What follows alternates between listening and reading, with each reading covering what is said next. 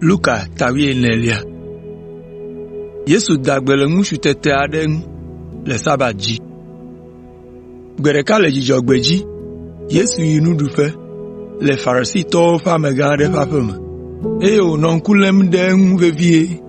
Afi ma ŋutsu aɖe si nɔ tete dɔ lém la dze ŋgɔe, ke Yesu bia Farisitɔ kple senyala siwo nɔ tsitre ɖe afi ma be ele se nu be woada gbe le ame ŋu le Dzudzɔgbe ŋkekea dzia? Womeɖo biabia la ŋu nɛ o. Ale Yesu lé dɔnɔa ƒe alɔnu eye wòda gbe le eŋu. Emegbe la, eɖe mɔ nɛ wòdzo. Yesu gatrɔ ɖe ameawo ŋu bia wo be, mia dometɔ kae mewɔa dɔ le Dzudzɔŋkekegbea dzi o, nenye be via alo eƒe nyi ge dze do me le Dzudzɔgbe ŋkekea dzi ɖe, meɖenɛ enumake oa? Ameawo mete ŋu ɖo biabia sia hã ŋu nɛ o. Aɖaŋuɖoɖo na ame kpekpewo kple amekpelawo. Yesu kpɔ be ame siwo katã wokpe be woava ɖu nua la tia kplɔa ta. Le esia ta edo lo na wo gblɔ be, nenye be wokpe wò ɖe srɔ̃ɖekplɔ̃ ŋu la, mègaʋli be yeanɔ kplɔ̃ ta o, elabena ne ame ŋkuta aɖe si ŋu bubu le wu wò la va la, ne edzɔ nenema la, ame si kpe wò la akplɔe va afi si nènɔ, eye wòagblɔ na wò be, tso nàtsɔ wò nɔƒe na ame sia. Esia ana be ŋu akpe wò, eye nàyi aɖanɔ zikpui sia zikpui si le kplɔ̃a ƒe nuwuwu lɔƒo la dzi.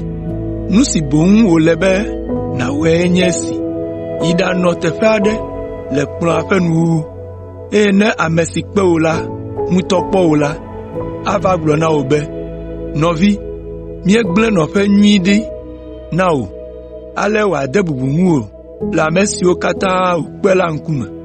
Ame sia ame si dina be ye ŋutɔ yeade bubu ye ɖokui ŋu la, woabɔbɔe ɖe anyi, eye ame si abɔbɔ eɖokui la, woade bubu eŋu. Azɔ etrɔ ɖe ame si kpee ɖe kplɔ̃ ŋu la gbɔ gblɔ nɛ be, ne èɖo kplɔ̃ la, mègakpe xɔ̃wòwo, nɔviwòwo kple wò ƒometɔwo kple kesinɔtɔwo o, elabena woawo hã ava kpe wò ɖe kplɔ̃ ŋu emegbe. Boŋ la, kpe ame dahewo, tekunɔwo, lãmetututɔwo kple ŋkunɔwo. Ekema le ame dzɔdzɔewo ƒe tsitretsitsi ŋkekea dzi la, Mawu ŋutɔ axe fe na wò be èwɔ dɔmenyo na ame siwo mate ŋu aɖo eteƒe na wò o. Lododo le kplɔ̃ɖoɖo gã la ŋuti. Esi ŋutsu aɖe si nɔ kplɔ̃a ŋu kple Yesu se nya siawo la, egblɔ na Yesu be woayra ame siwo aɖu abolo le mawufiaɖuƒe la me. Yesu ɖo eƒe nya la ŋu nɛ be, ŋutsu aɖe ɖo kplɔ̃ gã aɖe, eye wòkpe ame geɖewo. Esi nu sia nu sɔ gbe vɔ be wɔnawo nadze egɔme la, edɔ eƒe subɔvi ɖe ame siwo wòkpe la gbɔ be woaɖayɔ wo vɛ. Gake ame sia ame de asi taflatsedodo me. Esi subɔvi la yi, ame ɖeka do taflatse be yeƒle anyigba aɖe, eye yedi be yeayi aɖalé ŋku ɖe eme, eya ta yemate ŋu ava o. Bubu hã do taflatse be yeƒle nyitsu ewo be woawɔ dɔ le yeƒe agble me, eya ta yeyina wo do ge akpɔ. Ame bubu hã do taflatse be nyitsɔ la ko ye ɖe srɔ̃, eya ta yemate ŋu agblẽ nyɔnu la ɖi ava o. Subɔvi la trɔ va gblɔ nya siwo ameawo gblɔ na eƒe aƒetɔ.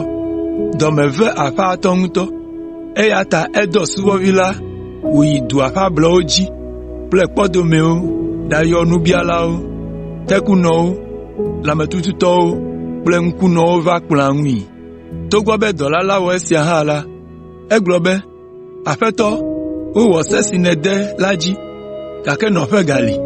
Aƒetɔ la gagblɔ na subɔvia be, enyo, yi dua me ƒe mɔ gãwo dzi kple kpɔwo godo, eye nàƒoe ɖe ame siwo katã nàkpɔ la nu be woava be aƒea me nayɔ, elabena mele gblɔ na mi be ame siwo katã mekpe gbã ƒe ɖeke maɖɔ nu siwo meɖa na wo la ƒe ɖeke kpɔ o. Nugbegbe le ame ɖokui gbɔ si hiã le Yesu yome dzedze me. Ame geɖe ŋutɔ nɔ Yesu yome nɔ yiyim, ale wòtrɔ ɖe wo ŋu hegblɔ na wo be, ame si di be yeanɔ yonyeme la, ele nɛ be wòalɔm wu fofoa, dadaa, srɔ̃a, viawo, nɔvia ŋutsu alo nɔvia nyɔnu. Le nyateƒe me, ele nɛ be wòalɔm wu eya ŋutɔ ƒe agbe gɔ̃ hã. Ne menye nenema o la, mate ŋu anye nye nusrɔ̃la o. Ame si metsɔ eƒe atitsoga akplɔm ɖo o la, mate ŋu anye nye nusrɔ̃la o. Ne ame aɖe be yeanɔ yonyeme la, ele be wòabu eŋuti kpɔ nyuie hafi. Ame kae aɖo be yeatu xɔ? Ke mawɔ akɔnta tso ga home si wòagblẽ la ŋu, eye wòakpɔe ɖa be ga si le ye si la ade xɔa tutu nu o mahã? Ne mewɔ nenema o, wòɖo xɔa ƒe gɔmeɖokpewo anyi, eye mete ŋu tui wu enu o la, ame siwo katã kpɔe la ade asi fewuɖuɖu me le eŋu.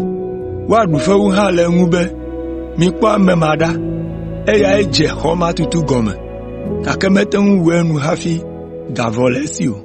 Alo fia kae atso kpla ko ayi aʋa, ke mayɔ eƒe aɖaŋudelawo be woawɔ akɔnta le futɔwo ƒe agbɔsɔsɔ ŋu, akpɔe ɖa be yeƒe asrafowo 10,000 ate ŋu aɖu futɔwo 20,000 dzi hã o. Nenye be wòkpɔe be yeƒe asrafowo mate ŋu aɖu dzi o la, adɔ ame ɖo ɖe futɔwo gbɔ be yeawɔ ŋutifafa kple wo hafi woava ɖo eƒe du gbɔ. Ale ame aɖeke mate ŋu anye nye nusrɔ̃la o, negbe ɖe wònɔ anyigba, bu eƒe kesinɔnuwo katã ŋu, eye wògbe nu le wo gbɔ ɖe tanye hafi. Dze si bu eƒe vivi, dze la, nu vevie, ke ne dze bu eƒe vivi la, ŋudɔwɔnu kae wòganye? Menyo na anyigba alo na aɖukpo dzi hã o, ɖeko woatsɔe aƒu gbe. Ame si to se nu li na la, nesee.